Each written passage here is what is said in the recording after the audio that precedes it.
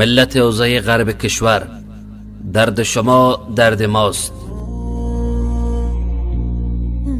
حوادث طبیعی و ابتلاهای الهی بنابر موعود آن برای مسلمانان یا انسانها میرسد. هفته جاری حوزه غرب کشور خصوصا ولایت باستانی هرات شاهد چندین زلزله پی در پی بود که در این رویدادها تعداد زیاد از ملت شریف هرات شهید، زخمی و یا هم مفقود گردیده و در زیر آورهای اماکن مسکونی هنوز قرار دارند.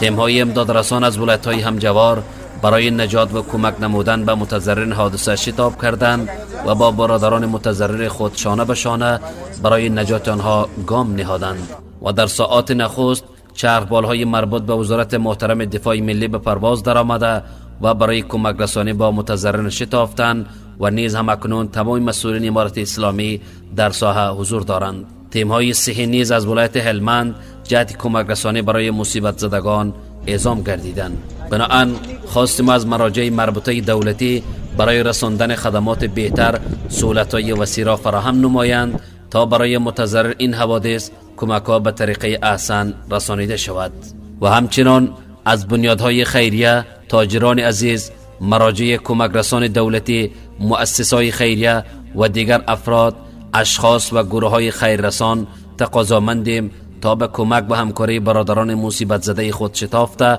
و کمک‌های صحی، خوراکی و غیر خوراکی را برای آنها فراهم نمایند، چون ملت مسلمان مانند یک جسم واحد می باشند که درد یک عضو دیگر را بر حال نمی ماند.